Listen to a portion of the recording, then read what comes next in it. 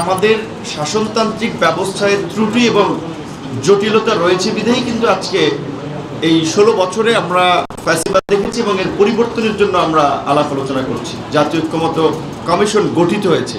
সুতরাং আমাদের বিদ্যমান ইলেকশনের পরিবর্তে এখন যে নতুন পদ্ধতি নিয়ে ভাবা হচ্ছে সেখানে বেশিরভাগ রাজনৈতিক দলই একমত। সেইখানে নির্বাচন কমিশন যদি এ ধরনের কথা বলে থাকে যে তারা এই মুহূর্তে জাতীয় নির্বাচনে ভাবছে, এই ধরনের কথা কিন্তু তারা বলতে পারে না, কারণ আলোচনাটা হচ্ছে অনগোয়িং। ঐক্যমত্য কমিশন থেকে সিদ্ধান্ত হবে যে আগামী নির্বাচনটা পিআর হবে নাকি বিদ্যমান সিস্টেমে হবে। এইখানে পিআরের জায়গায় দুটো আলোচনা হচ্ছে, যে ধরেন সমগ্র নির্বাচন পিআর হবে নাকি এই জাতীয় ঐক্যমত্য কমিশনের প্রস্তাবিত উচ্চ কক্ষ নিম্ন কক্ষের একটি কক্ষে পিআর হবে। সুতরাং এই বিষয়ে সুরাহা হওয়ার আগে নির্বাচন কমিশন এই বিষয়ে মন্তব্য করা থেকে বিরত থাকাটাই সমীচীন হবে, কারণ তিনি এ ধরনের মন্তব্য করলে তার প্রতি মানুষের অনাস্থা তৈরি হতে পারে। কারণ গত 1 বছর ধরে জাতীয় স্থানীয় সরকারের জনপ্রতিনিধি নাই, যার ফলে মানুষ একটা চরম ভোগান্তির শিকার হচ্ছে। এবং আপনারা লক্ষ্য করছেন যে সরকারের উন্নয়ন কর্মকাণ্ড মানুষের সামনে যেভাবে দৃশ্যমান হওয়া দরকার, নির্বাচিত প্রতিনিধি না থাকার ফলে সেটিও হচ্ছে না।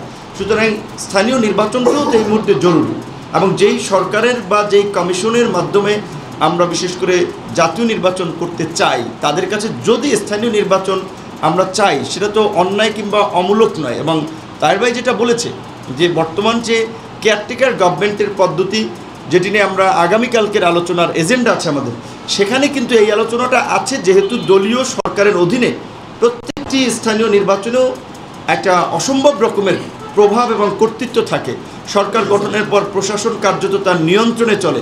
সেই জায়গা থেকে এই কেয়ারটেকার সরকারের সময় আপনার লোকাল গভর্নমেন্টের ইলেকশনগুলো করার বিষয় নিয়েও কিন্তু আলোচনা আছে। সুতরাং সেই জায়গা থেকে স্থানীয় নির্বাচন তো এই গভর্নমেন্টের বা এই সময়ই হতে পারে, নির্বাচন কমিশনকে সেটিও ভাবতে হবে। ইতিমধ্যে আপনারা শুনেছেন যে বাংলাদেশ জামায়াত ইসলামীর সাথে গণ অধিকার পরিষদের একটি প্রতিনিধি দল আমরা দেশের চলমান পরিস্থিতি নিয়ে আলোচনা করেছি, এবং স্বাভাবিকভাবেই এখন সকলের কনসার্ন যে রাষ্ট্র সংস্কারের বিষয়টি এবং জুলাই সনদ ঘোষণার বিষয়টি।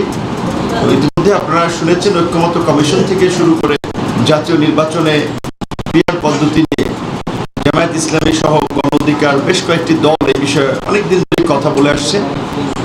এই বিষয়টি নিয়ে আমরা আলোচনা করেছি, যেহেতু ঐক্যমত্যের কমিশনে আমরা দেখতে পাচ্ছি যে এখনো কিছুটা দ্বিধাদ্বন্দ্ব কিংবা দ্বিমত রয়েছে, সেক্ষেত্রে আমাদের আলোচনাগুলো আমরা করেছি।